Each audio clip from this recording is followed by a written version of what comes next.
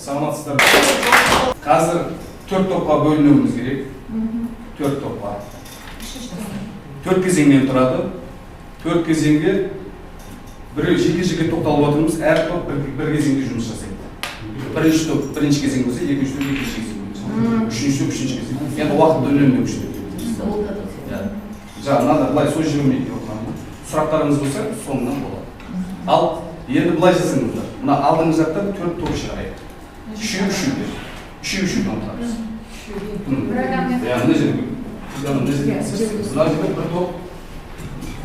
Сіз мынаған қосылыңыз, екі топ. Сіз мұнда келіңіз. Жанына отырыңыз. Жоқ, мына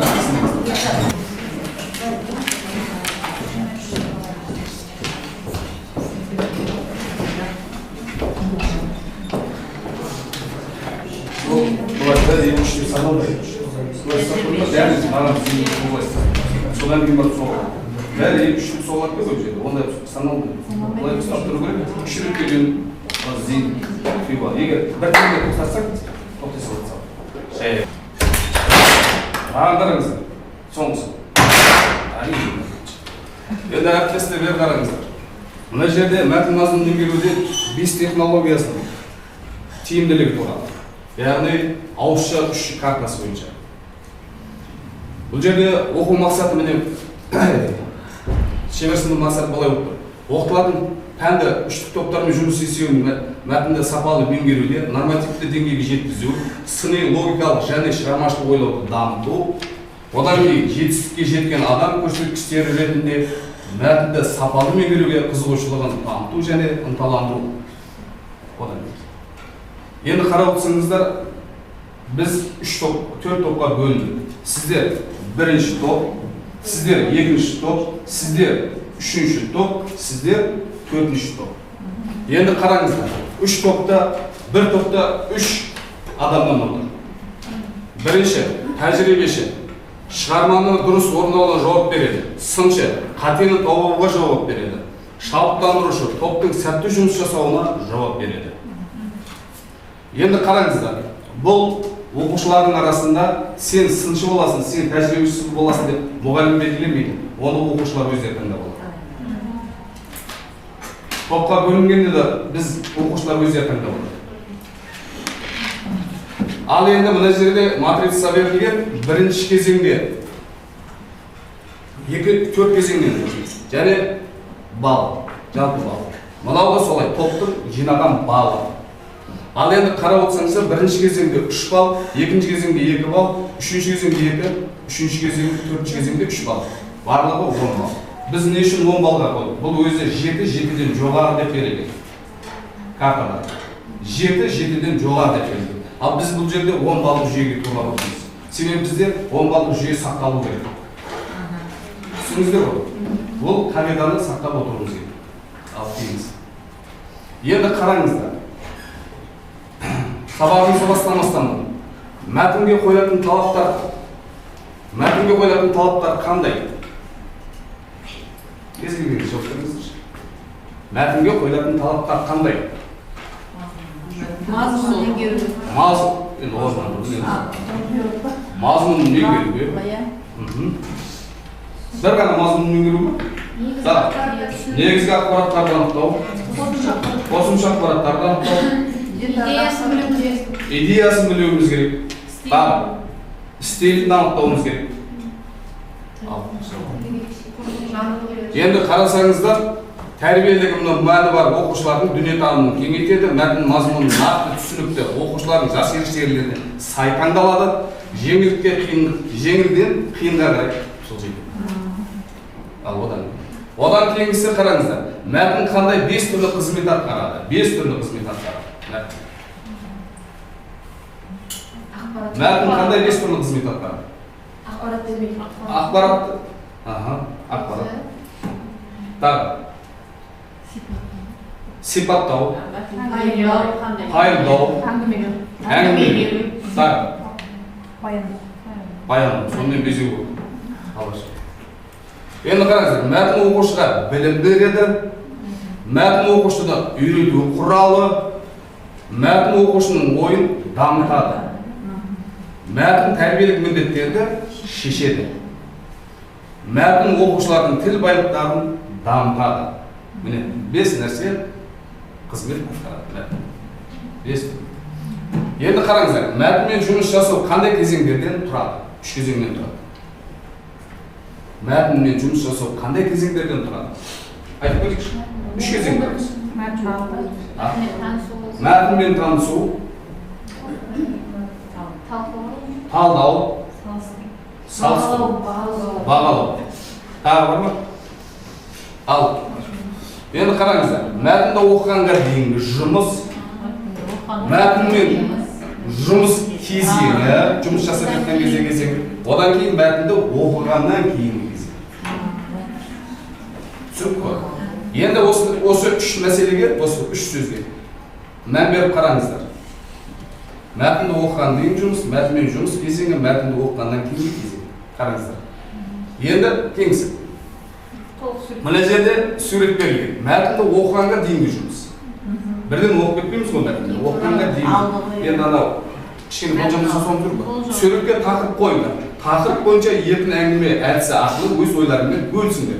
Сабақтың тақырыбына болжам жасап көрсетіңдер. Ал енді қараңыздар.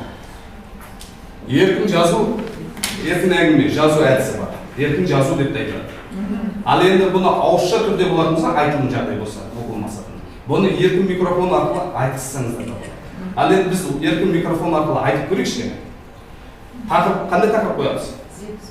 Зевс деп қоямыз ба? Зевс мүсіні. Тағы қандай қойсақ болады?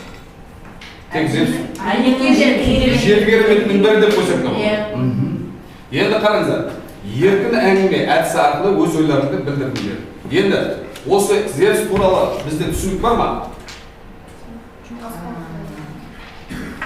Енді түсінік бар бізде жеті кереметтің бірі, алтынмен қапталған, тағы қандай? Қазіргі кезде бар ма бұл өзі? Жоқ деген нәрсе. Одан кейінгі. Енді қараңыздар, мынау мәтін. Міне, сіздерге бір мәтінді таратып беремін қазір. Үштікпен жұмыс жасап көреміз.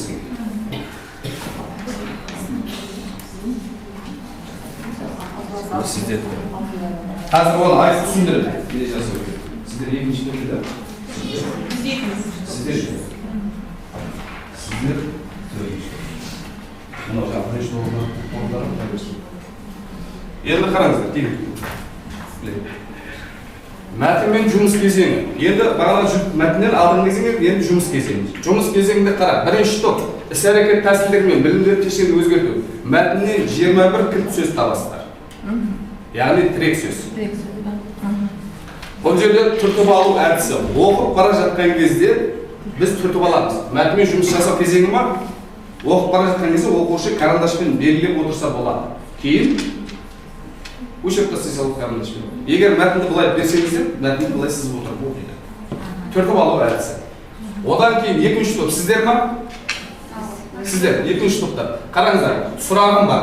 Яғни мәтінді оқып бара жатқанда біздер ұқсас және жағдайы білімді өз бетінше қолдану. Сыни жекпе-жек үштіктерге тақырып бойынша бір сұрақ дайындауға тапсырма беріледі. Ол жерде бұрмаланған ақпарат болу керек. Күн шығыстан күн батып, күн батыстан күн шықты. Неге олай? Деген сияқты. Түсініңіздер ғой? Енді үшінші топ сіздерге. Үшінші топ қараңыздар. Болжам жасау. Яғни өзінде өз бақылау, проблемаларды шешу байқау. Мәтін мазмұнсыз сұрақтарға жауап беріңдер, жоқ мына. Енді сұрақ көп қойып мына жерде. Бұл жерде мәтін бойынша бір проблемалық сұрақ құрастырасыздар. Ал одан кейін төртінші топ сіздер кімнен? Бұл жерде кім жылдам әдісі арқылы мәтінді оқығаннан кейін бар сөздік қор, яғни сөздік қор жазамыз. Бұл жерде 5-ші ғасыр Зевс мүсіні Грециядан Константинопольға, қазіргі Стамбулға көшіп сондай елде қалып жоқ болды. Бірақ оны көрген адамдардың жан-жақты суреттеп, сипаттап қалдырған көптеген қолжазбалары арқылы Зевстің алтын мүсінінің қандай болғанын көзге елестетуге бола ма? Көзге елестетуге бола ма? Деген пікір туралы келісу, келіспеу эссесін жазыңдар. Сөз саны 56, сөз жазған. Ал енді 6 классқа 56 сөз, 7 классқа әрі қарай 63 сөз. Уақыт 5 минут. Ал енді 5 минут уақыт студенттерге берілді. Ал жұмыс жасай қойыңыздар. Бізге мәтін ашып. Мәтін ашып.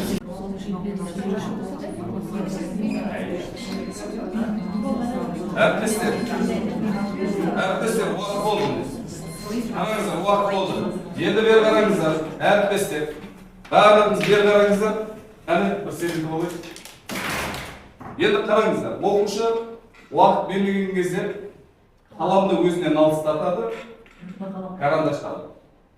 Қалам егер ұсталатын болса, ол көшірді болып есептелмейді. Түсіндіңіздер? Сол себепті уақыт болды ма, шырылдады ма, уақыт қаламды алыстатады.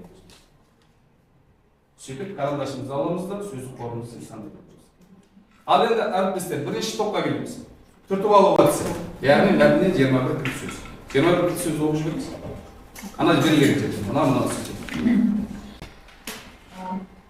Ежелгі грекия 7 керемет, ескерткіш, Фиди, Зевс, мүсін, сарай, піл сүйегінен, ағаштан, гүлдермен, жұлдыздармен, хайуанаттармен, жамылғымен, жеңімпаздық, ника, тәж, өліп кету, 5-ші ғасыр, өртте қалу, қолжазбалар. 21 сөз жазды. Енді қараңыздар. Оқушы 7 сөзден бастайды. 7 кілт сөзді табады. Бұл 21 сөзді сіз тақтаға шығарасыз. Сол 7 сөз мына 21 сөздің ішінде болу. Солай қарай табылады. Білесіздер? Енді бізде шебер сынып болған екен, де осылай жасау. Ал екінші топ. Сұрағым бар әдісі арқылы. Ол жерде ұқсас жағдайда біздің өзгертуші қолданып. Яғни сыни жекпе-жек үштіктерге тақырып бойынша бір сұрақ дайындауға тапсырма беріледі. Ол жерде бұрмаланған ақпарат болу керек. Екінші топ. Сіздер оқыңыздар сұраңыз. Тақта отырған Құдай мүсінінің биіктігі 18 метр болған, ал ол сарай төбесіне тиіп тұрған. 17 метр болған, 10 метр болған. Бұрмаланды. Енді қараңыздар, әріптестер. Бұл жерде Кімге қоямыз? Бұл жерде оқушы, 3 оқушының біреуін таңдап алады. Әлсіз таңдап алама, қалаған. Оқушы бір оқушыны таңдап алады. Бір оқушыны таңдап алғаннан кейін, ол оқушы орнынан тұрып жауап береді. Егер жауап болмаса, 3 секундтан кейін оқушылар көмектеседі қасында. Жанындағы. Егер олар да жауап бере алмаса, ол кезде мұғалім жауап береді мысалы. Ал енді қараңыздар. Одан кейін 3-ші топ. Болжам жасау әдісі арқылы, яғни проблемалық сұрақ құрастырамыз. Екі сұрақ бастадық. Қайсы болады? Бірінші сұрақ, ол қандай жағдайда Зевс мүсінін аман сақтап қалуға болады дейді. Проблема ма? Проблема болғанда көшірді ғой, көшірмегенде мүмкін қалатын беді. Одан кейін. Екіншісі, ол өрт болмаған жағдайда Зевс мүсінін осы уақытқа дейін сақталатын ба еді? Егер өрт болмаған жағдайда? Өрт болмаған жағдайда мүмкін осы уақытқа дейін сақталуы мүмкін. Өзі мүмкін, егер деген сөздер бар ғой бізде.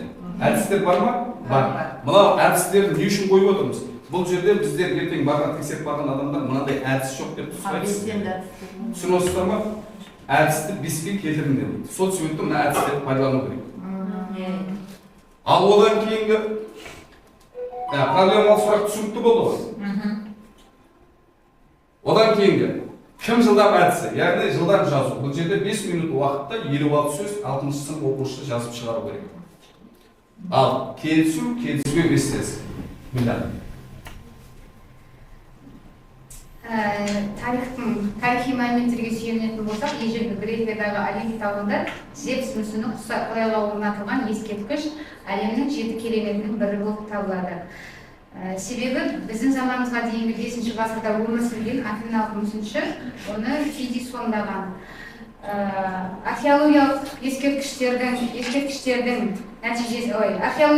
қазбалардың нәтижесінде бұл мүсіннің биіктігі 17 метр болған, ол сарай төбесіне сәл-ақ тимей тұрған, Зевстің отырған тағы түгелдей алтыннан және піл сүйегінен жасалған деген ақпараттар бар деп осындай ақпараттар келтіріп келді. Жалпы ол тақырыптағы сұраққа біз Зевстің алдыңғы сүнінде қандай болған өзге елестетуге болады. Иә, елестетуге Болады ма? болады деп иә. Міне осы мәліметтер арқылы көз алдымызда елестетуімізге болады. болады деп Келіспеуіміз тақырыптағы ақпараттың бәрін жоққа шығаруға болмайды деп келісемін. Жақсы. Енді мынау қараңыздар, бері қараңыздар, әріптестер. Екінші топта бар. Мына жерде бұл үшінші картаның несі емес, бұл бірден екінші картаның сөздік қоры. Бұл жерде үшінші картада сыншы сөйлеу керек. Мына үш кезеңде қалай жұмыс жасады? Үштіктер. Үштіктер қалай жұмыс жасады? Міне, осы жерде не нәрсе жетісті, қайсы нәрсе жетіспей қалды? Қандай жағдайда ол, яғни бір сыншы кері байланыс береді. Сол бізге әмбебап және үшінші карта дегеннен кейін сөздік қорды бірінші және екінші картадан үшінші картаға кіргізіп отырмыз. Және біздің оқу мақсатымызда жазылым бар, білесіздер. Осы мына нәрсе бар. Келісу, естіші. Өзгертуге болады. Ол кезде ол таза үшінші карта емес, әмбебап карта аралас келеді. Бірақ мынау үш кезең үшінші карта. Мынау бірінші, екінші картаның сөздік қоры. Енді әріптестерге қараңыздар. 5 технологиясы карталарында қолдану кезінде білім алушылардың мынандай өзгерістер мен нәтижелер болатынын көз жеткізді. Оқушылардың функционалдық сауаттылығын арттырады, стандарт емес шешім қабылдауға жаттықтырады, қорытынды сабақ ретінде бөлінген немесе тақырыпқа байланысты талдау баға беруге ыңғайлы, топтағы әр оқушы бағаланады және топ ұпайы шығады. Мына нәрселердің барлығы кездесті ме бізде? Кездесті. Енді әріптестер, мына жерге мен бір қарасаңыздар, не маңызды, не құнды, не алды, тағы нені өзгертуге болады. Жеке-жеке бір сұрақтар, мына жерде берген сұрақтарға жауап берейік десек. Не маңызды? Не маңызды? Қараңыз, не маңызды? Жоқ, енді оқушы күнде сұрамай, бір-бірден тұрып. Оқушыларды осылай жауап бермейміз ғой бізден шулар. Мынаны айт, ананы. Картамен жұмыс жүргізу тәртібі маңызды болды. Картамен жұмыс жүргізу маңызды болды. Не құнды болды? Құнды. Қай нәрсе құнды болды? Мен үшін мысалы жаңағы белсенді әдістерді кіріктіру әр кезеңде. Әр кезеңге белсенді әдістерді кіріктіру керек екен. Сол жерде оқушылардың белсенді. Не алдым? Әр адам өзін ойлай берсін. Не алдым? Өздеріңізге бірден алдыңыздар ма? Ештеңе алмадыңыздар ма?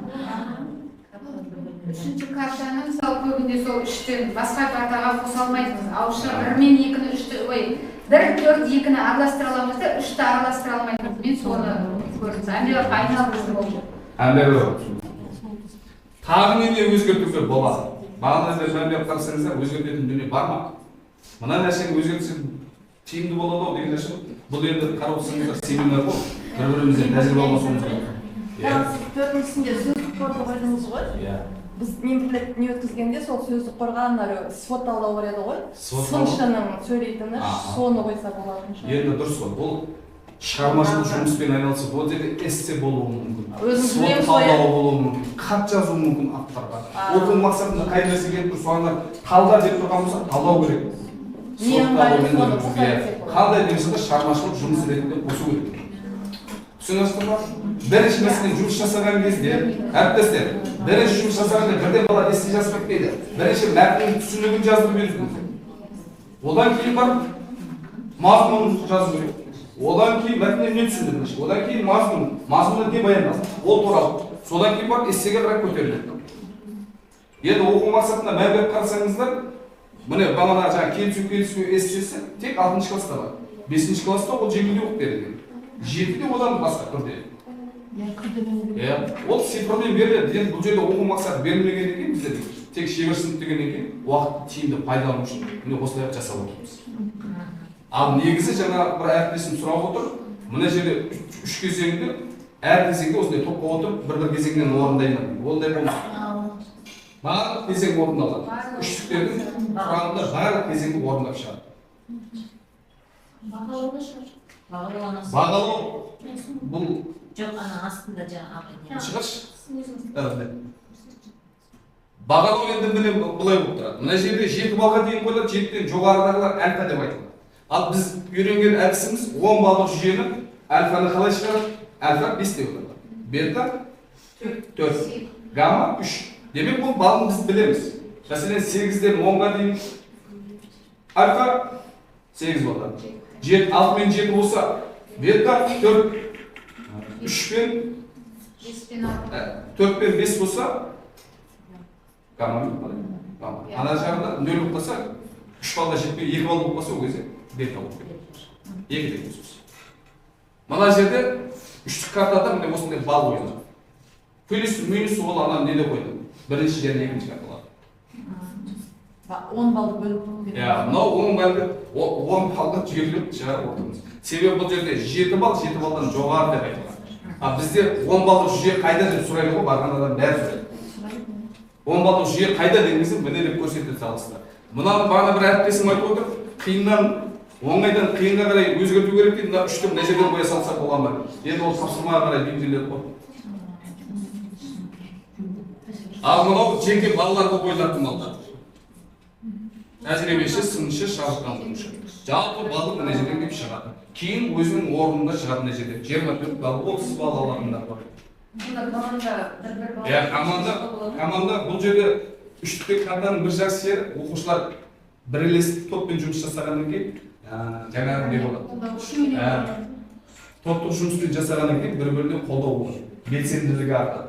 Жаңа Айгер Маскербеков айтып отыр, топтық жұмысты бағалауға болады. Бұл үштік картаның жұмысы. Топтық жұмыс емес. Мына жерде сіз бірінші кезеңде 3 бал қойдыңыз, иә? Ол жерде бізде 21 сөз біздің сөзімізбен 7 сөз сәйкес қалған кездер болады. Сол кезде 10 балдан асып кетеді ғой. 10 балға тірелмейді ме? Жоқ. Сіз түсінбедіңіз. Ол жерде сіз бірден 3 бал бере алмайсыз оған. Ол 2 сұраққа дұрыс жауап берсе, 1 бал бересіз. Жоқ, бірінші кезеңде кезіп... Қараңыз, 2 сұраққа жауап берсе, 1 бал қойды. 3 сұраққа жауап берсе, 4 сұраққа жауап берсе, 2 бал қойды. 5-6 бал болса, 7 бал болса, ол кезде 3 бал қойды. Демек, ол кезде 3 балдан асып кете алмайды. Сола тірек сөзіңізді... Тірек сөздің санына қарай қойасыз. Санына қарай қойасыз. Кітапта да солай жазылған. Онда 3 бал жасап алу керек тірек сөзге. Мысалы, сіз 10 сөз жазсаңыз 3 бал аласыз, 5 сөз жазсаңыз 2 бал аласыз. Ол кітапта да солай берілген. Кітапта да солай. Өздерінің берілген кітабында да солай. Балды қалай берілген. Енді мына жерде есептеп келесіз да, мынау баланың өзінің жинаған бала, мынау бірінші кезең болса команданың жинаған балы шығады. Мына жерде бір бала белсенділік танытпаса, команданың 4-ке қарай төмен қарай кетеді. Сосын соңында әр бала өзінің балын алады ғой, астынан тағы шалады. Бұл жерде әр оқушы өзінің балын алады, мына жерде. Мына жерде кезектерді, одан кейін топтың жалпы балы. Негізі алдында үйренгенде біз 7 сөз жазса 7 бал береміз. Жоқ, ондай емес. Тура екісімен арасында екеуінде солай болды. Содан кейін сол болды. Міндет әлге бардық. 7 сұраққа семинарда солай болды. Жоқ, олай. 7 сөз жазса 7 бал. Енді мәңгілер қарасаңыздар, 3-ші картада ол енді болады, ол өйткені жаңа Айгер Маскербеков деп отыр, топтық жұмысты бағалаған мұғалімдер болды. Енді әркім өзінің қалауын алған, ол жаңа қатпаған қағида деген жоқ дейді ғой.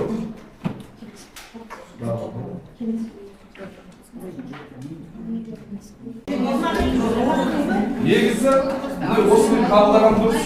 Негізі 10 бал бәрі 10 балдық жүйе сұрайды сіздер. Дұрыс енді, бірақ сіз кішкене ананы түсініп алмасақ. Енді ол мәселен оқу мақсатына да келмейтін дүниелер болып қойды. Осы оқу мақсатына келтіру үшін соны араластырамыз. Қайрат деген жігіт бар еді олардың ішінде.